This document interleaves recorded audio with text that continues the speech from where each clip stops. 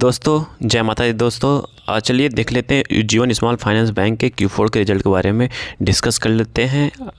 देखिए आज मैं आपको बता दूं, आज टोटल मैं जो अभी देखा, आज टोटल यहाँ पे 33 कंपनियों का रिज़ल्ट आने वाला है। 33 कंपनियों का रिज़ल्ट आने वाला है। कुछ कंपनियों का रिज़ल्ट आ भी चुका है, जिसका मेन कंपनी का यहाँ पे मैं कवर कर रहा हूँ, क्योंकि 33 कंपनियों का कवर करना यहाँ पे पॉसिबल नहीं है। जो अच्छी कंपनियाँ हैं, जहाँ पे लोग रुझान रखते हैं जिस स्टॉक्स में, वहाँ पे उस स्टॉक को मैं कवर करने की कोशिश किया हूँ। यहाँ पे देखेंगे, चलिए उज्ज्वल स्मॉल फाइनेंस बैंक के Q4 के रिज़ल्ट के बारे में यहाँ पे डिस्कस कर लेते हैं।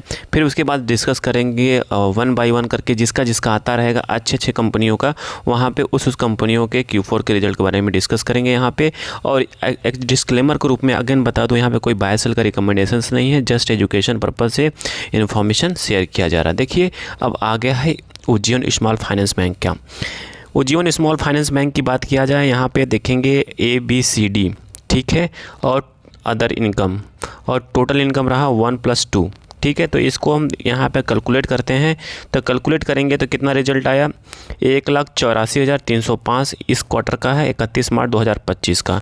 पिछले क्वार्टर कंपेयर में देखेंगे, पिछला क्वार्टर ये रहा 1,76,324 करोड़ के आसपास है। उसके कंपेयर में इस जो 31 मार्च वाला जो क्वार्टर है बहुत अच्छा, वो ज़बरदस्त आया है, ठीक है। वही कंपेयर किया जाए पिछले क्वार्टर, पिछले साल के सेम क्वार्टर के रिजल्ट से कंपेयर किया जाए, उसके क्वार्टर के कंपेयर में भी उज्जीवन स्मॉल फाइनेंस अच्छा खासा, मतलब कहने का मतलब अच्छा खासा रिजल्ट अनाउंसमेंट किया है। वहीं बात करते हैं ईयर टू ईयर में, देखेंगे कंपनी का इस साल का रहा 7,20,059 करोड़ रुपये, और पिछले साल कितना था 6,46,391 करोड़ के आसपास का था, ठीक है। देखिए अभी ये क्या है, रेवेन्यू ऑपरेशंस का इनकम है, ठीक है। अभी यहाँ पे निकाला जाएगा इंटरेस्ट, टैक्स, एक्सपेंसेस, सब कुछ निकालने के बाद देखा जाएगा कंपनी ने कितना पैसा कमाया, ठीक है, वो मायने रखता है। अभी तो ये ऑपरेशंस की बात ही है, इनकम का है, इंटरेस्ट रेट का है, ठीक है। अब हम देखेंगे यहाँ पे कंपनी का जो एक्सपेंसेस है, देखेंगे यहाँ पे एक्सपेंसेस, एक्सपेंडिचर्स है, एक्सपेंसेस आइटम्स है। हमें देखना है टैक्स एक्सपेंसेस है, देखिए टैक्स एक्सपेंसेस है।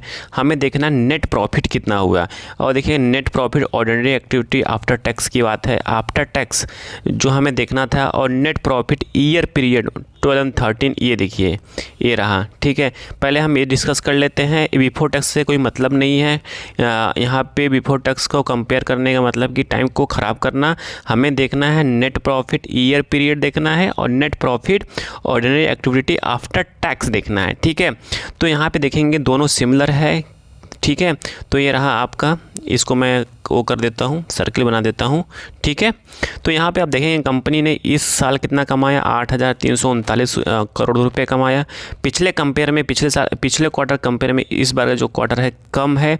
और सेम पीरियड की बात किया जाए, सेम पीरियड 2024 के कंपेयर में भी देखेंगे इस बार का कम है।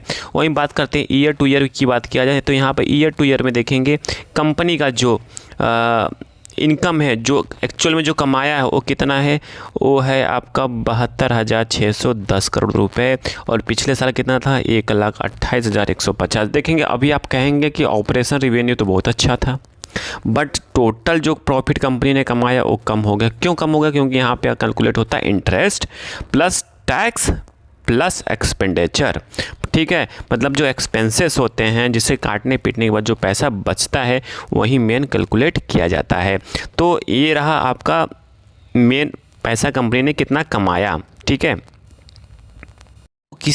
इसके पहले मैं आपको एक चीज़ और बताना चाहता हूं, क्योंकि हर जितने बैंकिंग स्टॉक्स होता है, बैंकिंग स्टॉक्स में NPA देखना बहुत ज़रूरी होता है, ठीक है, और NPA बताना। तो यहाँ पे देखेंगे ग्रॉस NPA, नेट NPA। तो यहाँ पे ग्रॉस NPA और नेट NPA देखेंगे तो कितना है, यहाँ पे नेट NPA देखिए, ठीक है। यहाँ परसेंटेज वाइज देखा जाए तो यहाँ परसेंटेज वाइज आप देखेंगे तो कंपनी का जो नेट NPA है वो आप देखिए, ये रहा आपका नेट NPA, 2.18% घटा है पिछले, और पिछले क्वार्टर में कितना था 2.68 था, और पिछले साल के सेम क्वार्टर में कितना था 2.3, और ईयरली वाइज देखा जाए, ईयर टू ईयर देखा जाए 2.18 है, और पिछले साल कितना था 2.83 है।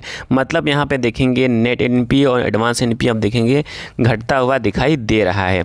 ठीक है, अब आप बात करते हैं डेट इक्विटी रेशियोज़ की। बात किया जाए डेट ऑफ इक्विटी रेशियो में देखेंगे 0.25 है, इस बार बढ़ गया थोड़ा सा, और पिछले क्वार्टर में कितना था 0.24 था, और पिछले से सेम क्वार्टर की बात किया था 0.22% था, और ईयर टू ईयर देखा जाए 0.225 था, और पिछले साल के क्वार्टर में देखेंगे पिछले साल ईयर टू ईयर की बात किया जाए 0.225 है, 22 है। मतलब देखेंगे तो इस बार का आप डेट ऑफ इक्विटी देखेंगे इस बार और इस क्वार्टर में बढ़ा है, तो कहने मतलब कि कंपनी ने कहीं ना कहीं कंपनी का जो डेट है वो बढ़ा है। ठीक है, तो देखिए बैंकिंग सेक्टर में डेट को काउंट नहीं किया जाता है, जो काउंट किया जाता है एनपीए और डिपॉजिट को।